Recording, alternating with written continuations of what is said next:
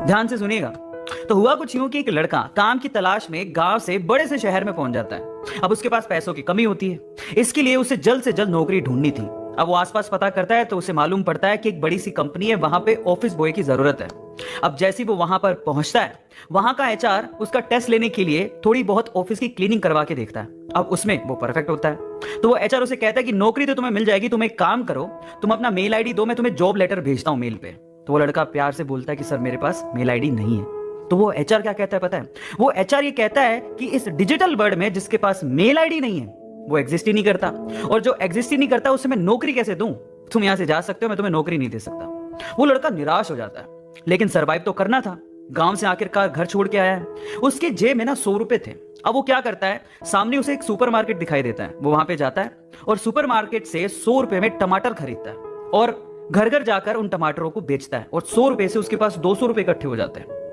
अब वो बैठ के सोचता है कि यहां पर शहर में जो लोग हैं ना, वो इतने व्यस्त हैं कि वो सुपरमार्केट जाके शायद टमाटर भी नहीं खरीद सकते या रोजमर्रा की चीजें नहीं खरीद सकते। अब उसने ये सोच लिया और ये समझ लिया कि यहां पर पैसा कमाना आसान है, तो वो डेली ये काम करता, जाता सुपरमार्केट, सामान खरीदता, घर घर जाके बेचता।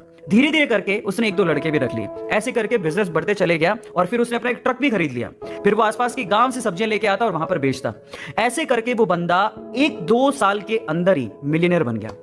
अब एक बार क्या हुआ कि कोई पॉलिसी बेचने वाला जो फैमिली पॉलिसी बेचता था, वो उसके घर आया और सारा पॉलिसी का फॉर्म भरवा के उससे कहता है कि सर आप अपना मेल आईडी दीजिए, मैं आपकी पॉलिसी को कंफर्म कराता हूं कंपनी से।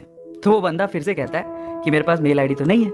तो वो पॉलिसी वाला जो पॉलिसी बेचने आया था, वो इस बंदे को कहता है कि सर इस डिजिटल वर्ल्ड में अगर आपके पास मेल आईडी होता तो आप कहां के कहां होते, आपका बिजनेस कहां का कहां पहुंच जाएगा, सर मेल आईडी तो रखिए।